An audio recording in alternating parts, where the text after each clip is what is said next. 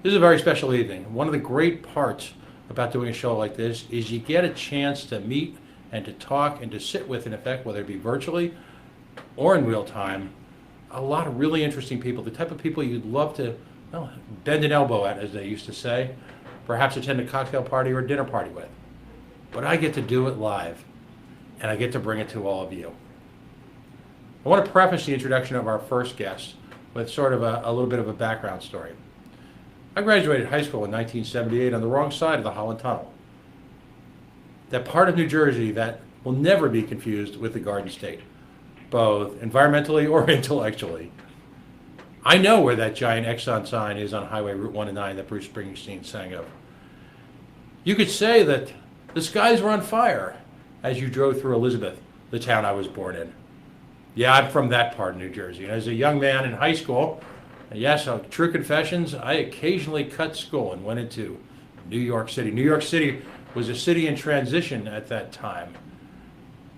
Greenwich Village had really kind of lapsed into recent memory. The beat era was long gone. This was post-Vietnam War protests. In the 1970s, of course, you would all know it for Studio 54, the disco scene. But there was a burgeoning, nascent lower Manhattan scene that I got to see rise live and in person. In doing so, for a young man who graduated from a public school in a very nice, but definitely a mill-town environment, kind of like Pawtucket in New Jersey, I got to see and experience and read about and live things you only saw in the movies. A few years later, a really bad movie called Desperately Seeking Susan with Madonna, and what was to be her beginning career of as a movie star, took place in a club called Danceteria, which was in the lower West 20s that I used to hang out at. Every summer, the fourth floor, and then ultimately, when it warmed up a little bit, the ceiling was turned into a thrash punk club. So you would take an elevator up to the ceiling of about a 25-story building, listen to live punk music as you looked over what was then a pre-Disney, post-apocalyptic New York City. The movie Escape from New York was in the theaters, and it was a little bit closer to the truth than folks here in the burbs and the outer boroughs of New England might think so.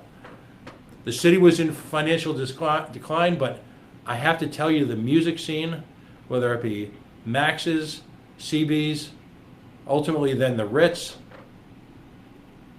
the Broome Street Tavern,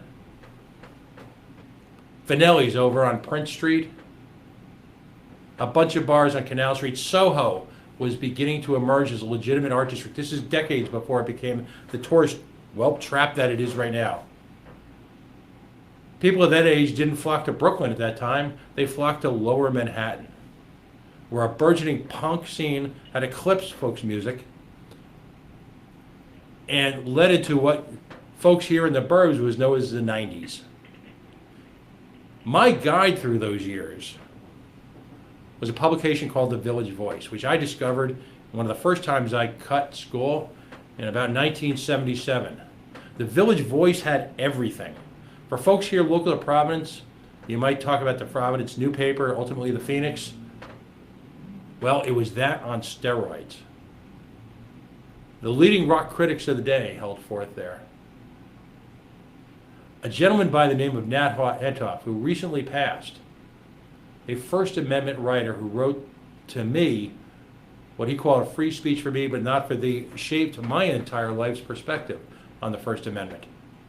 And also how to behave and or misbehave as a civic and civil rights and civil liberties activist. It was said about Nat Hentoff that he somehow managed to piss everybody off. He managed to piss off everyone from the Catholic Church to the city of New York to big business to higher education. Nat Hentoff presaged what we now recognize as a legitimate crisis in free speech. Organizations like FIRE last week are working to address. He was on the first wave of reporting of that. Everything you wanted was in the Village Voice. It was a life-affirming document for this 17-year-old who already had his ink-stained, wretch-like hands clutched around that paper every week. It was put out in press boxes at one point.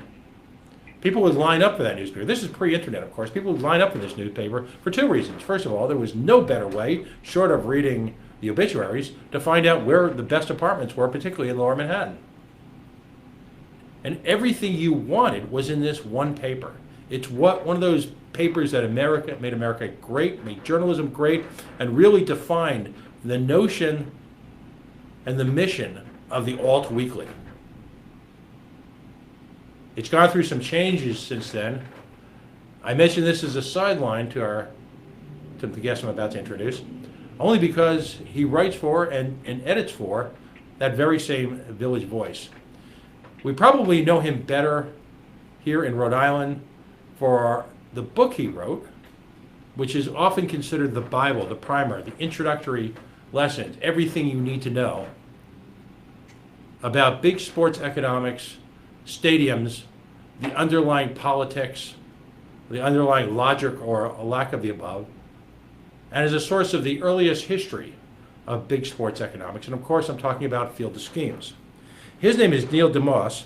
He's a Brooklyn-based journalist, a writer, editor of the Village Voice. He routinely contributes to fairness and accuracy in reporting, CNNmoney.com, Baseball Prospectus, amongst a wide range of publications. He's joining us on the Coalition this week. This is something we've been working on for months because he is widely in demand. Lectures at the Columbia University Graduate School of Journalism on sports economics. And really, to me, is the capping event on the Coalition as we continue to fight the billionaire baseball club with, as we love to say here, their wet Fenway dreams. We'll talk more about that later in the show, but it is my unparalleled pleasure and honor to introduce Neil deMause to the Coalition. Neil, thank you for joining us.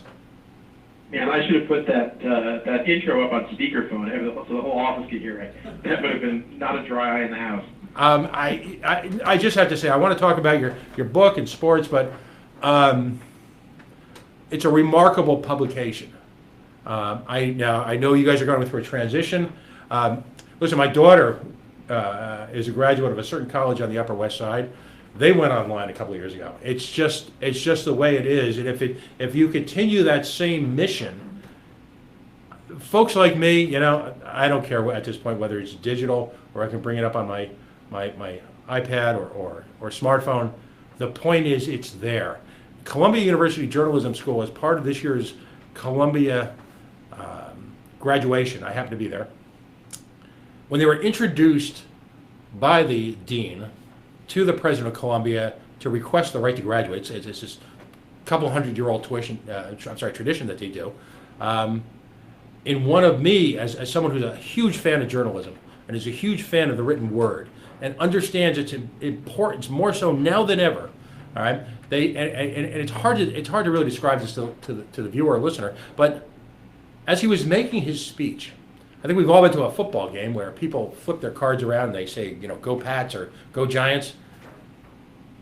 Spontaneous, what's planned by the students, unbeknownst to both the dean and the rest of the school, they flipped over cards which spelt in giant letters one word.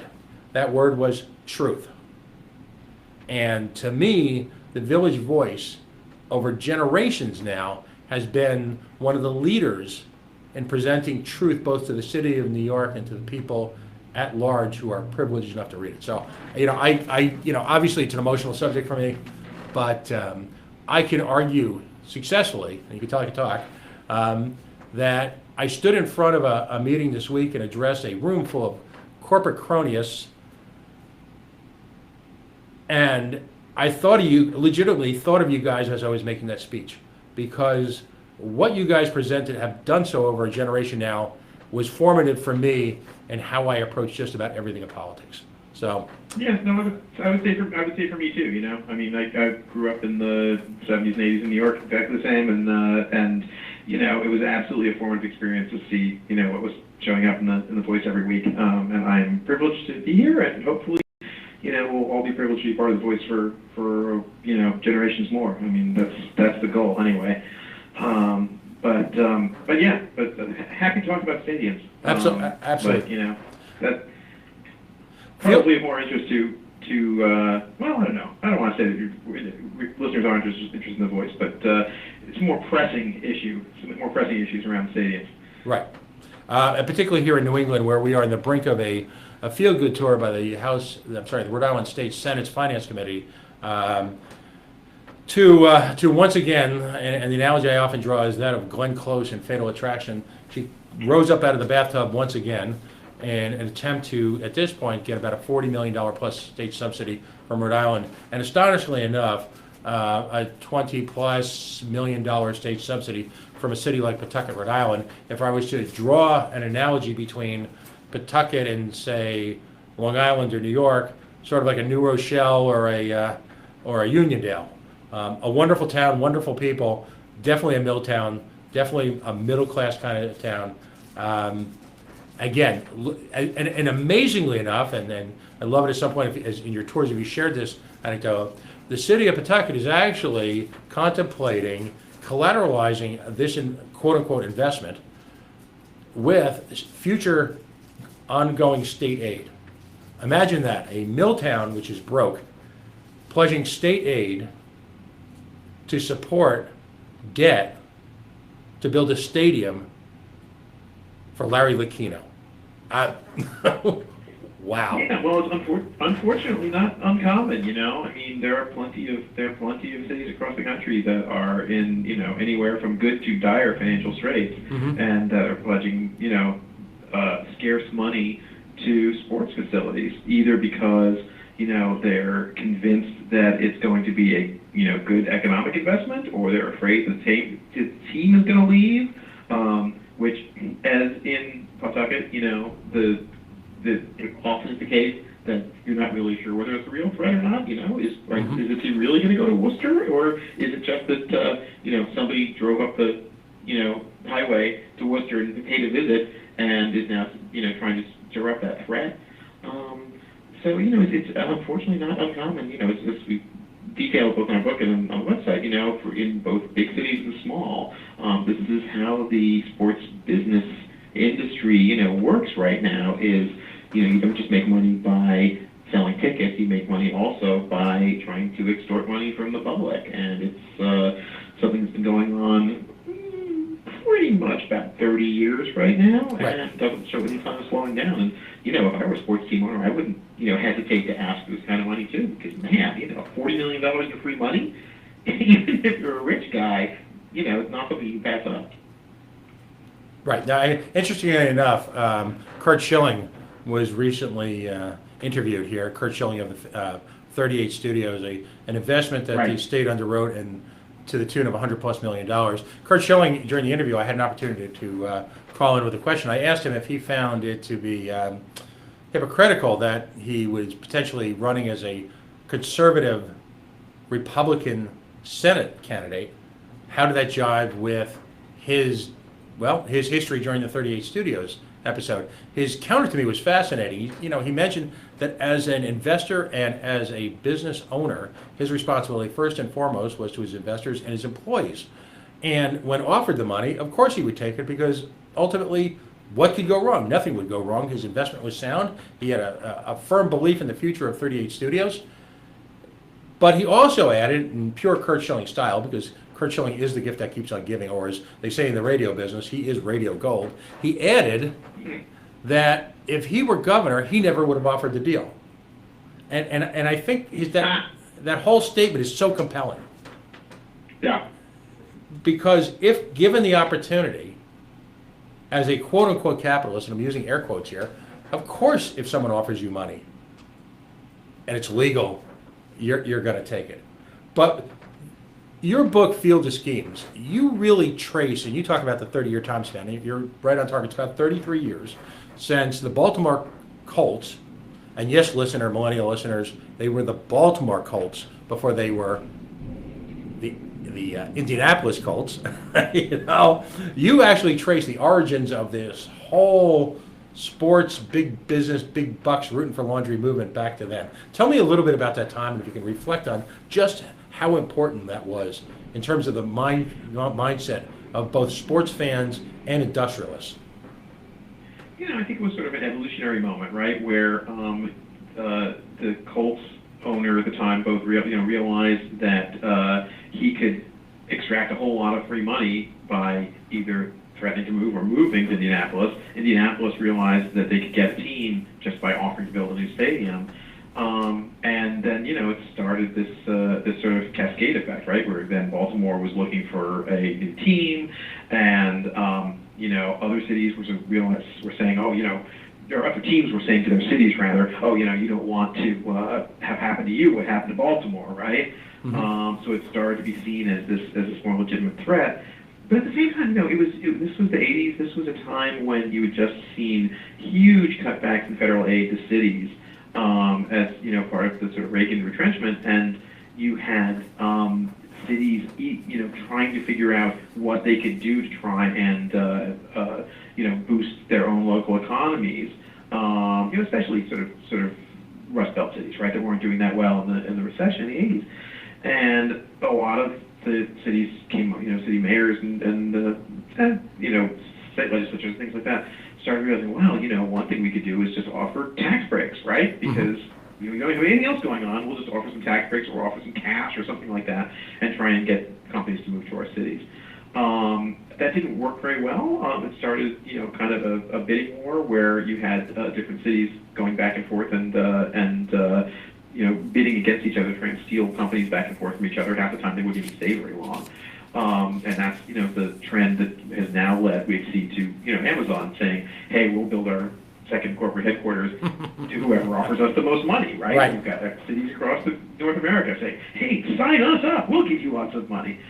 But that very quickly spent to sports, and then you had, again, you had the Colts, you had the Orioles coming right after the Colts saying, well, you lost the Colts, you don't want to lose us too. You had, more and more cities across the country where teams were starting to use that threat, to use that, again, that argument of it's not just keeping your team, it's not just keeping your team happy, it's also economic development. Right. And that was sort of a new argument, right, was that you're doing this in order to boost the local economy. Immediately, economists started looking at it and discovering that there was no truth to it at all. You build a new sports facility and nothing happens to the local economy. Sales tax receipts don't go up. Per capita income doesn't go up. Jobs, maybe they go up a handful, but the cost is like, $250,000 per job created or something ghastly like that. So, but still, that was one of the arguments, and you sort of end up with the, like we have in our book in chapter 4, The Art of the Steal, the sort of playbook includes it's going to be a good economic investment, and then if people say, well, we don't know about that, you say, well, but the team will leave if not, and then, well, I don't know if the team's going to leave. Yes, but the team can't compete if not. You keep cycling through these things over and over again, and you do it for enough years, and you usually will find some level of government that will crack. And, there are a few exceptions where citizens have pushed back, but it's very difficult to, fight against the kind of, sports political complex that has been, funneling now a couple $2 billion a year that goes into sports facilities and public money. If you're a fan of The Simpsons, of course, you would know that it's a Shelbyville idea. Maybe not a Springfield idea, but a Shelbyville idea. The irony is twofold in the case of Maryland. Number one, by no means had Baltimore as a city had been unfriendly to the Colts. As my memory serves me correctly, Baltimore had just spent several $1 million in renovations for Memorial Stadium. And at the same time, and you see where the trend begins, Baltimore was completely willing to act in the same manner, in a sense, that had been used against them. They saw no shame or no harm. On one moment, they cried foul, and as you remember, I believe they even took cases to federal court to try and fight this. Folks, and by the way, just as a backdrop, the term leaving in the middle of the night can, on one level, be stretched to the Baltimore Colts, because literally they packed up tractor trailers with their equipment in the middle of the night. Word spread around the city, and as they were leaving, private security guards kept a crowd at bay at the stadium. And understand, too, that the cult-like appeal, I should say, of the Baltimore Colts is akin to that locally of, say, how people feel about the Red Sox. This was not just a team. this was clearly part of the fabric of this community in a way that I don't even think is possible now. The term, of course, rooting for laundry comes from that great Seinfeld skit. But so many promises are made on this. And the term du jour this year, and I know what is the Oxford Dictionary every year takes a term and removes it from the English language. I hope they'll do this. Ancillary development. I always challenge politicians to explain exactly what that means. I don't know. I think they do know. They've clearly never read Samuelson or any one of a number of freshman economics books. But talk about ancillary development. Does it ever really happen? The answer is that it happens when it's going to happen anyway. It's the short answer. I mean, right. The whole idea of this is that, it's sort of if you build it, it will come concept, right? If you build a sports facility, then people will suddenly come and say, wow, that's a great district, right? We want to be near the baseball stadium or the basketball arena, and so you're going to get all this new housing and commercial development, office space, and things like that. You can already, if you're thinking about it, find a problem with this reasoning, which is who on earth builds anything because you want to be near a baseball stadium, right? I mean, or a sports facility. When there's a game on, it's super noisy. There's a ton of traffic. There's tons of people on the street, which I guess is good if you're trying to run some business like a restaurant or a sports bar.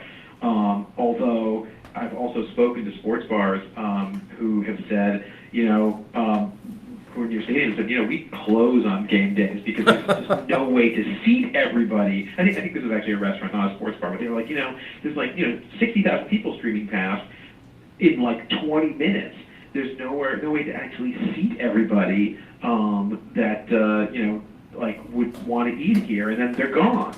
I talked to, for my other book, Brooklyn Wars, I talked to a guy who runs a pizza place around the corner from the Brooklyn Nets arena here in Brooklyn, and he said, yeah, we do really well because we can serve people really fast because we make pizza.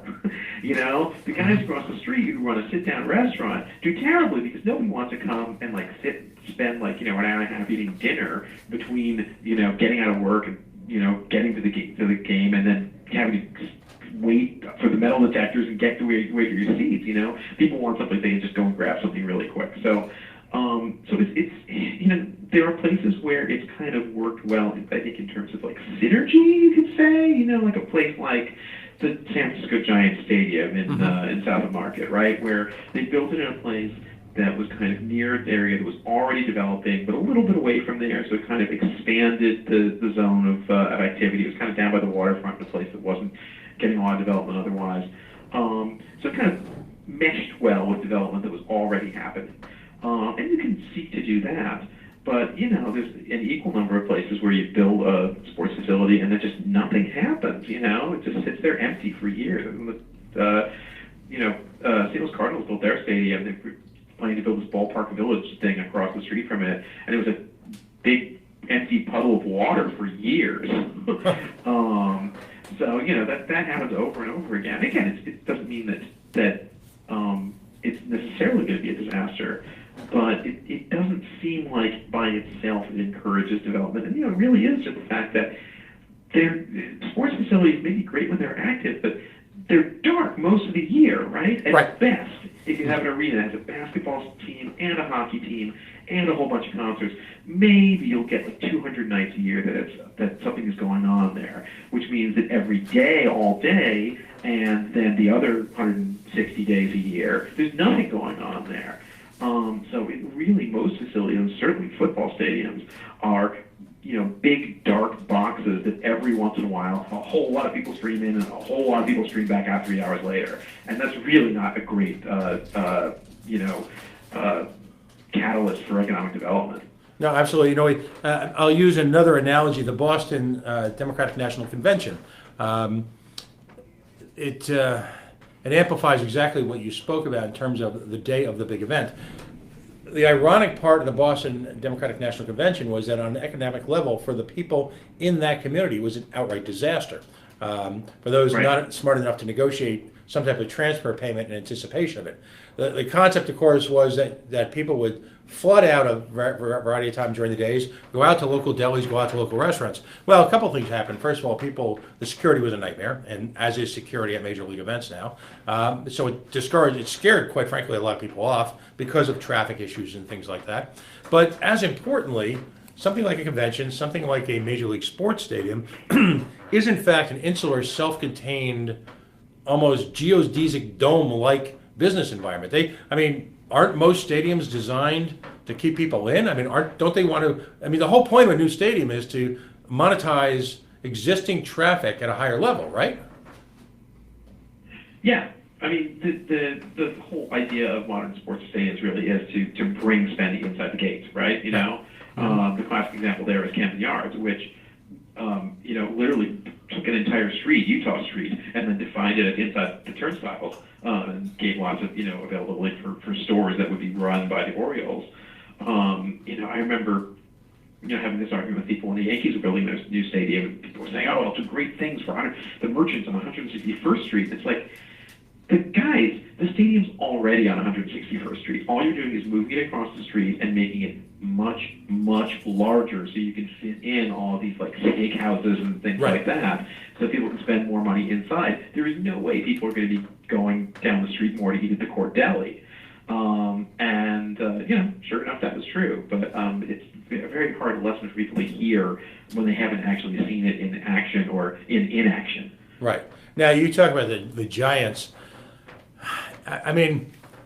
We need to point out, too, the difference between a major league franchise in a city that is literally a boom town in terms of disposable income versus, say, the 21st century equivalent of the Music Man, where these stadiums are being pointed to, and what a liberal friend of mine calls economic racism, pointed towards declining communities with much lower marginal incomes, much lower levels of disposable income, in these pie-in-the-sky, Hail Mary, as you put it, or as we like to say, I should say, build it and pray like hell someone shows up. Folks will point to a Giant stadium, or maybe even on the minor league level adore them, but those are dynamic economies. Those are some of the most dynamic economies in the country. Most of these stadiums end up going to Shelbyville, don't they? Oh, sorry, say again? I was going to say, in other words, most of these stadiums end up in, lovely little towns that have nowhere near the level of economic activity that a San Francisco, or even on a much smaller scale, a Raleigh-Durham has. Well, they end up everywhere, that's the thing. It's like every city in the nation really has faced some kind of state arena controversy at some point. Mm-hmm.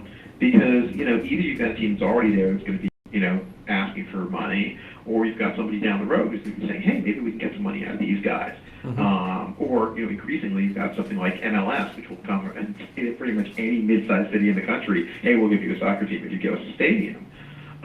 So I think, the finances are a little different depending on whether it's a big city or a small city, but, as someone who lives in a very large city, New York, I don't think that it's necessarily like, oh, well, New York's got lots of money, so it's like it doesn't matter if we spend it on a whole bunch of stadiums. Because, Joanna and I first got into this because, my co-author Joanna Kagan and I first got into this because,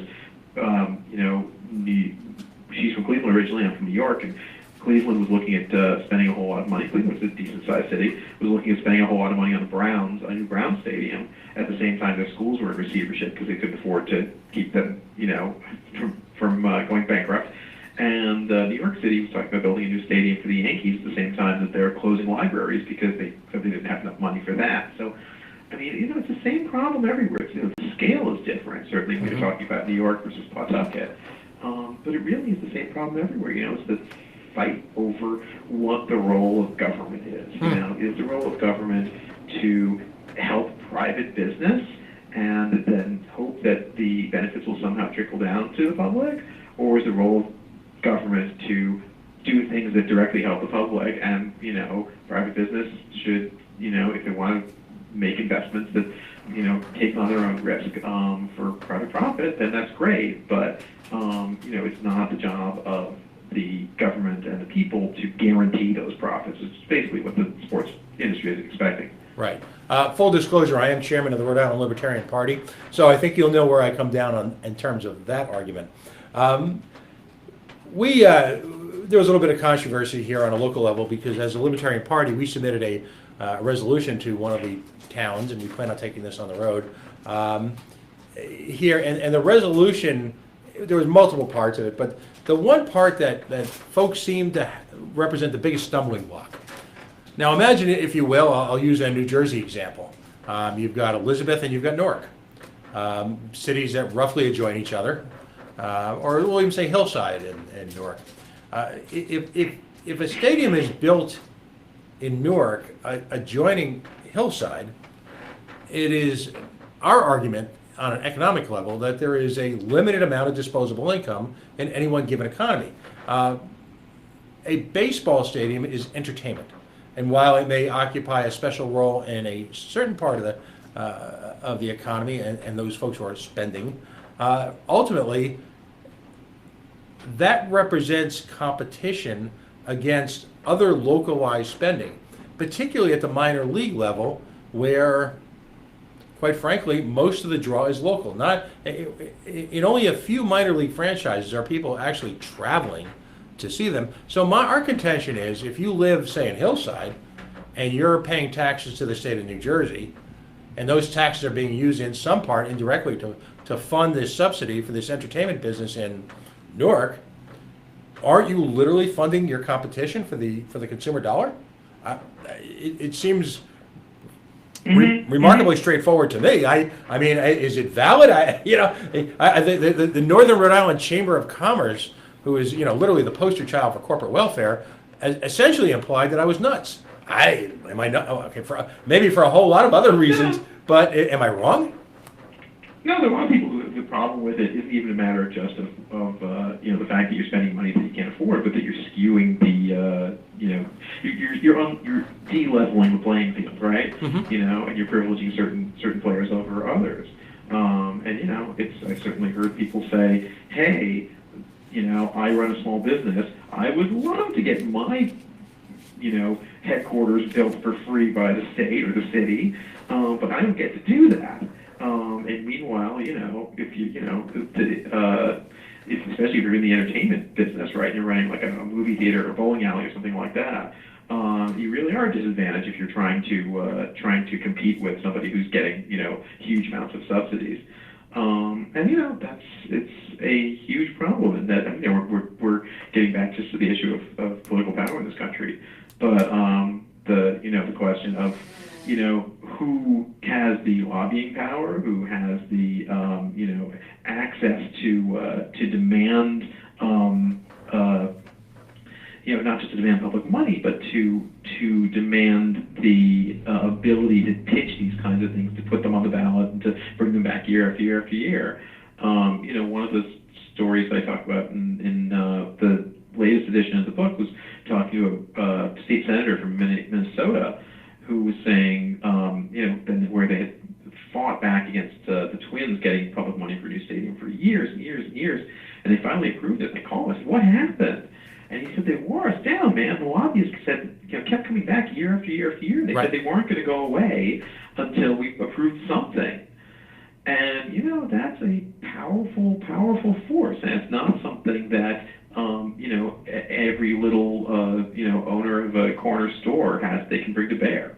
No, absolutely. And that's, we call it political whack-a-mole here in Rhode Island. You're confronted on so many fronts whether you're a social justice activist, whether you're a civil liberties activist, or in this case, an economic activist. It's this steady drumbeat. The casino people come back year after year to beg for more, and the baseball people seem to have an unrelenting appetite for yours and mine tax dollars. Folks, we're going to take a quick break, but if you're just joining us, we are privileged to have via telephone Neil deMause. Of course, Neil wrote what I consider to be literally the Bible for sports economics. That book, by the way, is available both on Kindle and in Amazon. Of course, we're talking about Field of Schemes. It's been updated. It is, as a taxpayer, even not as an activist, probably one of the best I think Kindle's got it for $12. One of the best $12 you'll ever spend, because if you're like a couple of the members of the Cumberland, Rhode Island Town Council who didn't seem to know anything about it and were rather unapologetic about the single biggest investment being made in Rhode Island in the last 3 years, maybe what we'll do, Neil, is we'll actually sponsor some copies, if you will. Tony Jones, write this down. He's our producer. Memo: free copies from the coalition of Field of Dreams to Dominic Ruggiero, the State Senate President, as well as the Cumberland Town Council. Please note, folks, we would be nowhere without our sponsors. We are commercial free, but what I like to do at a moment like this is sponsored, of course, by airscience.net. Air Sciences focuses on identifying, correcting, and preventing environmental issues, including mold and viral and bacterial contamination, neutralizing them, duct cleaning, light waterproofing services in residential and commercial environments. Folks, airsciences.net, improving the health of the indoor environment where you live, work, and most importantly, breathe. We ask you on the coalition to support our sponsors, because these are folks heavily invested in the community and willing to take a highly public profile in supporting controversial, independent, and in weeks like this, very independent, outrage-porn-free media. So that's airsciences.net. Again, Neil deMause joining us via telephone from New York. Now, there's so many tools that are being used by these, by the dark lords, if you will, of corporate cronyism. Very often, this is passed off. There's some per ticket tax. There's a beer tax. There's some type of sin tax that's often used as a way of keeping people's eye off the ball, because, well, they're paying for it, not you. But that's not really true. How prevalent at this point is the use of all these special revenue taxes to support these stadiums? You mean things like tax and refinancing, and where you're kicking back the money that's supposedly coming from the building itself? Is that the idea? Yeah, or even just ticket taxes, anything. I mean, what type of economic mechanisms are they using to fund these and pay that huge debt on these? Ticket taxes I'm a little more okay with, and not because of it's the people who use it paying for it argument, because that's kind of bogus. The reason that I tend to be more okay with ticket taxes, and I think most economists are as well, is that when you think about it, basically teams are already charging as much as they possibly can for tickets. And they're in a market where they're not competing directly with other teams in the same sport, right? So it's not like, if the Yankees raise their ticket prices from $40 to $50, they're, worried that some other team is going to come along and undercut the market, right? Because they have a monopoly on the market, or at least a duopoly with the Mets. So the idea here is that if you have ticket taxes and you force the teams to charge more on top of that, they're going to have to keep lower, or at least keep from raising their baseline ticket prices, because they simply lose money otherwise. They won't be able to sell as many tickets. So that I'm a little more okay with. The problem is when it's tax money that otherwise would be coming, under normal circumstances would be coming to the public treasury. And it's all these things about don't worry about it. It's all money. Sure, you can give up sales taxes and property taxes and income taxes even on a new building, because hey, if the team wasn't there, then you wouldn't be getting those anyway, right? This is bringing in all new people from who otherwise wouldn't be spending in your city, or increasing spending that otherwise wouldn't be going on. And again, economists have looked at this over and over again and found that it's just simply not true. What happens when you have a team that gets a new stadium, or even a team that moves to a new city, is people spend the exact same amount of money, or close to the exact same amount of money. They just spend on something different. So, if what's a team? When the Raiders move to Las Vegas, right? People in Las Vegas are going to spend the same amount of money they would have otherwise. They're just going to buy Raiders tickets instead of going and doing something else in Las Vegas. It helps a little bit if you get some travelers from other cities, right? Because it's like, oh, these people wouldn't have gone to your city if there weren't the team. But again, it's really small. You know, you look at spring training, which is, you know, virtually all attended by people from out of town. But mostly it's people out of town who are going to Florida or Arizona anyway in March and are like, hey, let's go see a baseball game. So, you know, when there's, like, say, a players' strike or a lockout, and suddenly there isn't any spring training, the, you know, tax receipts of the cities just is absolutely flat. It doesn't change at all. Right. Because people find something else to do with their money. Even the tourists find something else to do with their money. So it's, you know, it's, I wouldn't say there's no benefit to new sports facilities in terms of economic activity, but it's, you know, an order of magnitude smaller than what the teams pretend they are. Right, and conversely, should that team leave, because the big threat, of course, being held over us is that Pawtucket will go to Worcester. Now, that's a whole other show, and there's 1,000 reasons why I always like to say that I will get my Worcester Red Sox tickets on the way back from going to my Hartford Patriots game. So there's a whole other story there. But here's the key point. There's a claim out there, and it's rather unsubstantiated, but the claim is out there that the Pawtucket Red Sox generate $1.9 million in tax revenue a year. Should the Pawtucket Red Sox leave, it's our contention, and I think you just supported that, okay, there's a transition, but people are going to spend that money anyway, aren't they? On just another entertainment function. Is there anything to lead to believe, in your experience and in your research, that particularly on the minor league level, where you don't have this national attraction, which might draw some money, that there's the potential for any lost revenue in most cities should a minor league baseball team or any other sport team leave? There's no reason to believe that you're going to lose any revenues, especially not from the state. You know, it's possible that there's some people coming from elsewhere in Rhode Island who are traveling to Pawtucket who might, you know, stay at home in Providence, you know, if they didn't have a baseball game to go to, and spend money there instead. But absolutely on a state level, you know, there's no possible way that there's a significant amount of money being spent there. Mm-hmm. And I say that as somebody who myself travels around to go see games, and I'm hoping to go see a Pawtucket Red Sox game sometime soon. I'm planning to do it this year. But that said, you know, me going to one game is not going to make a huge dent in the Rhode Island economy. You know, most of it's from people who are going on a regular basis, and those people are going to find something else to do. You know, whether it's going to the movies or going to dinner or something like that. Mm-hmm. Again, this is not to poo-poo the loss of a team. If you were a fan, then you get into this whole question of, like you said, is the threat real or is it just, you know, trying to pretend that there's some city out there you can, you know, gin up a smooth threat with. But even aside from that, you know, yeah, sure, if a team leaves, it's sad, but that doesn't mean it's necessarily sad for economic reasons. It's just sad for emotional reasons. And then you have to figure out what kind of price tag you put on that. And when there have been studies, I have to say, of what the price tag is that people would put on the value of just of having a team, mm-hmm. It again is way, way lower than you would expect. It's more in the tens of millions of dollars for a major league team, and probably, you know, single millions of dollars or tens or hundreds of thousands of dollars for a minor league team. Than the kind of money that's actually being put up. Well, you know, and as we get into some of the statistics, it brings up the larger question.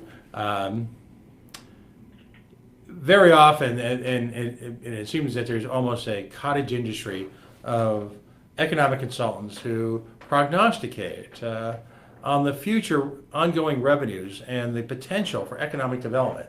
The firm that did the study for the city of Pawtucket and the Pawtucket Red Sox, ironically, was the same firm that did a study for the Ryan Center, which is named after, ironically, one of the owners of the Pawtucket Red Sox, a guy named Ryan, who was the CEO of CBS.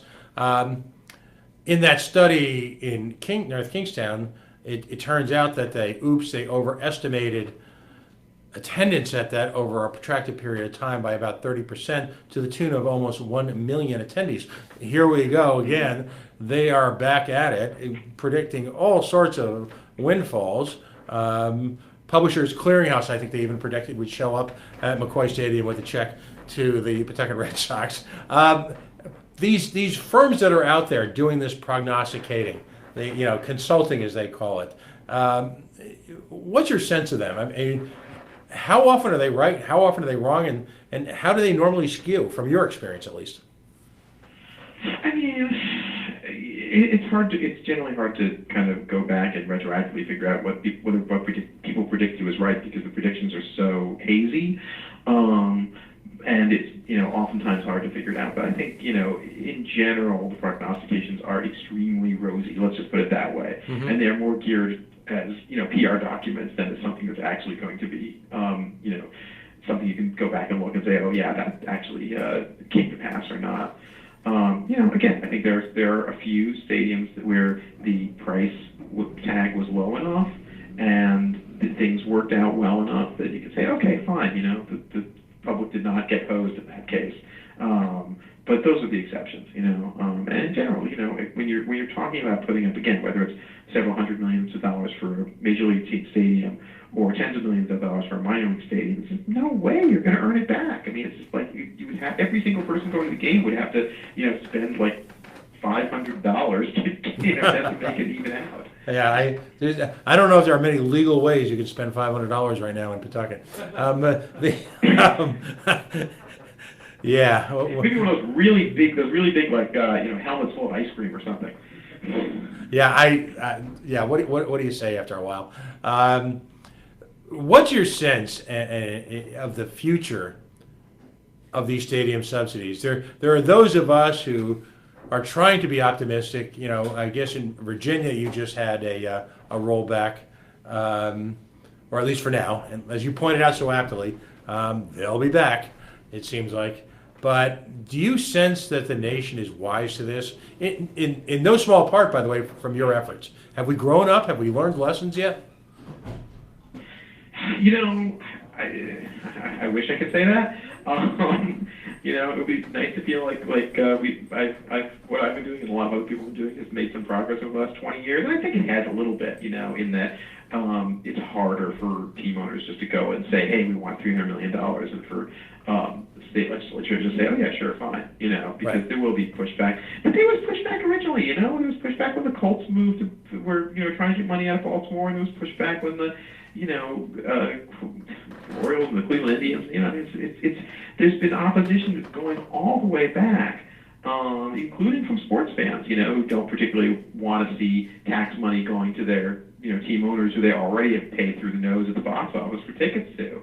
So there's always been opposition, and I think the problem is, like I was saying, that the teams only have to win once. You can have a batting average of 100, but that means that 9 years in a row you did get a stadium, and the 10th you did, and you cashed in at that point.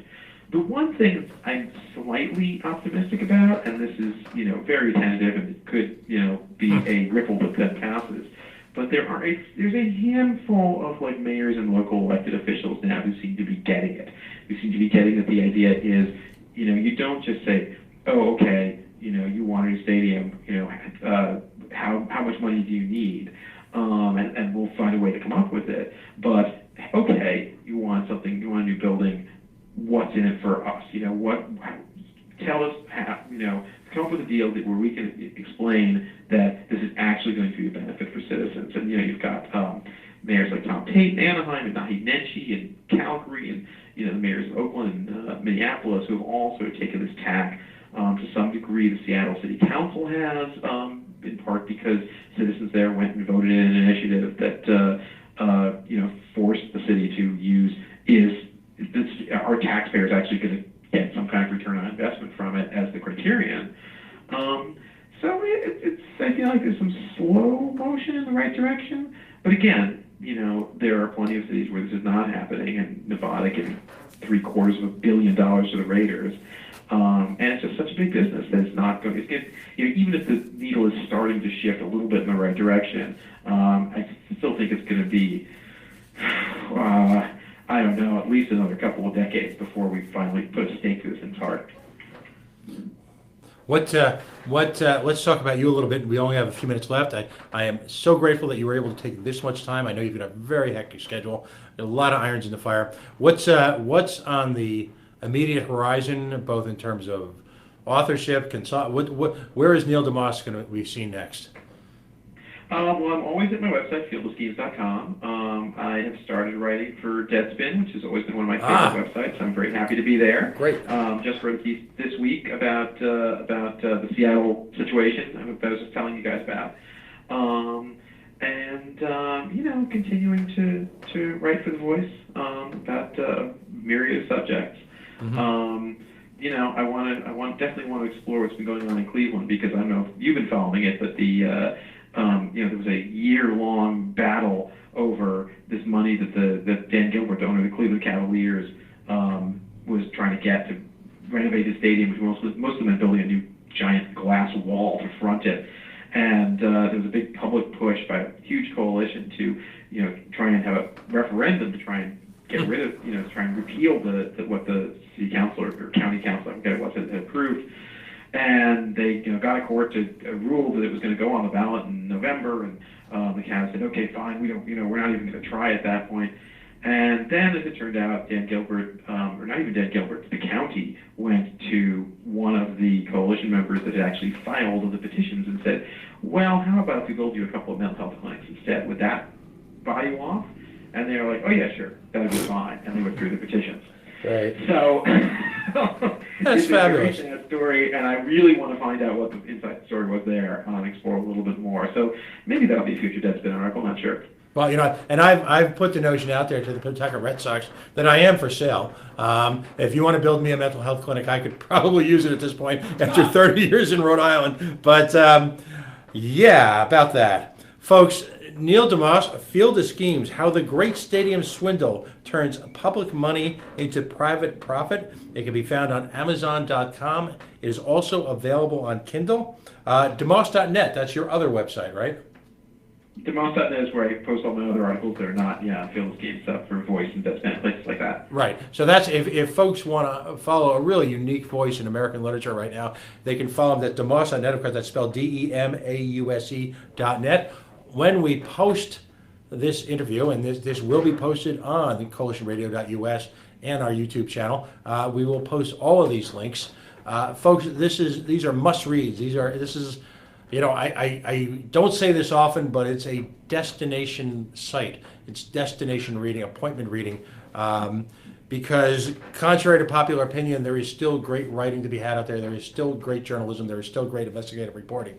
You got to look a little harder, but clearly the Village Voice, deMause.net, is one of the places to go. Listen, again, thank you so much for adding your unique perspective, your experience perspective, your wisdom to this situation. It means a lot to us who are fighting this fight in Rhode Island. I want to say for the record, if you come up here to Pawtucket, the night's on us. I probably won't be allowed in the stadium with you, but Mr. Tamburo of the Pawtucket Red Sox made that crystal clear Wednesday night. So if you get a chance, if you need some light nighttime reading, you have a little problem getting to sleep, go to coalitionradio.us where all of this will be found, and you can look with amusement at our own little, as I like to call it, monorail. Thank you so much for joining us. My pleasure. Glad we were able to make it work. Great, and I hope you'll stay in touch. Again, folks, Neil deMause, Field of Schemes, fieldofschemes.com, and of course, deMause.net, where you can find his writing.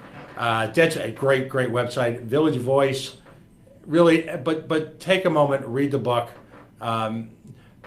Particularly for the folks in the Cumberland Town Council, I think you know who you are. We're going to do our best to educate you on this over the next couple months. We'll do it in a variety of ways, and certainly this will be one of them.